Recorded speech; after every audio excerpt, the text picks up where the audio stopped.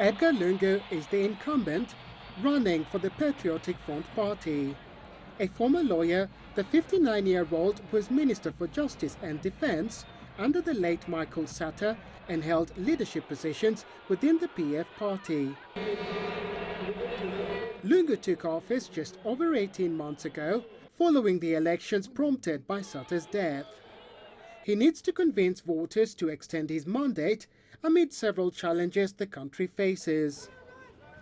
His support is mainly from his home area of Eastern Province, the capital Lusaka, and the Copperbelt. Lungu's main challenger is Hakainde Hichilema of the United Party for National Development. The 54-year-old, popularly known as HH, is a wealthy businessman but determined to be president. He has contested several elections since 2006. An economist by profession, Hichilema has a solid track record in the private sector. He is promising to turn around the country's economic fortunes if elected, and enjoys overwhelming support in Southern Province, his home region.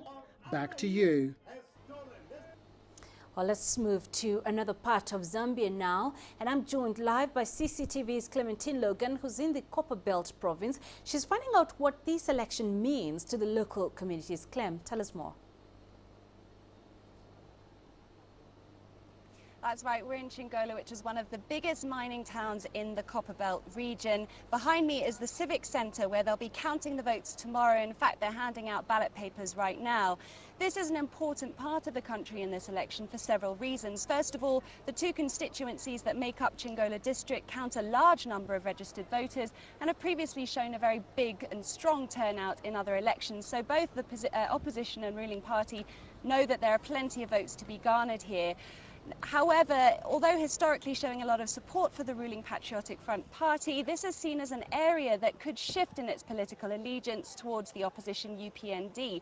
And that's because in the last year it's been badly hurt by the drop in the price of copper, an export that Zambia heavily depends on.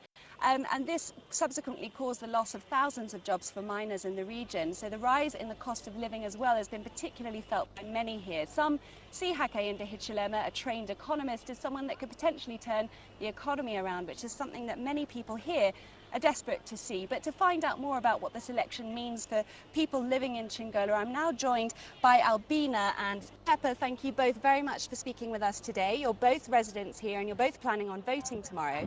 Albina, I wanted to start by asking you, what is the most important issue for you in this election? Well, my main concern is on the education sector.